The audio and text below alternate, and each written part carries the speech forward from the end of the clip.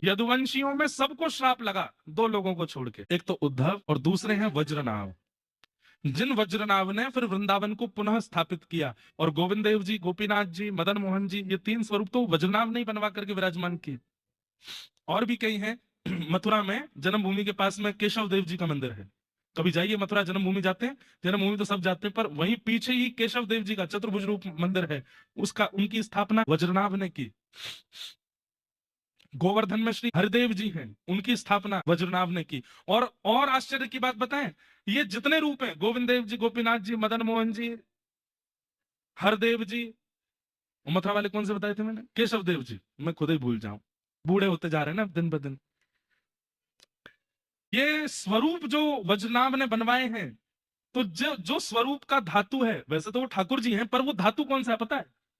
वो जो मूर्ति निर्माण हुई है, वो मूर्ति बनी किससे है? कंस के कारागृह में देव की मैया ने जिस शिला पर ठाकुर जी को जन्म दिया था, उसी शिला से ये मूर्तियां बनाई गई, उसी शिला से स्वरूप बनाए गए। फिर बाद में वज्रनाभ के बाद वो सब भूमिगत हो गए, तो फिर चैतन्य महाप्रभु के अनुयायी श्री रूप सनातन गोस्वामी दोनों वृंदावन आए। तब रूप गोस्वामी जी ने गोमा टीला से गोविंद देव जी को पुनः प्रकट किया, और फिर सनातन गोस्वामी जी ने मदन मोहन जी को प्राप्त किया, मधु पंडित जी ने गोपीनाथ जी को प्राप्त किया।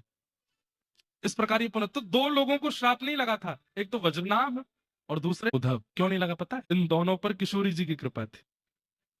उद्धव को अभी भगवान वृंदावन भेज देंगे, 6 महीने तक उद्धव किशोरी जी के चरणों में रहता है, और वहां किशोरी जी इनको प्रेम सिखाते हैं, और तब आशीष दे करके भेजती हैं, कालांतर में यदुवंशियों के ऊपर एक पहाड़ गिरेगा, वो तुमको स्पर्श नहीं कर पाएगा। इसी कारण से उद्धव बच गए। फिर बाद में कथा आती है कि सूर्य ग्रहण के समय पर जब द्वारिका से सब लोग यहां पधारे, कुरुक्षेत्र, तब वहां ब्रज से किशोरी जी भी गई थी।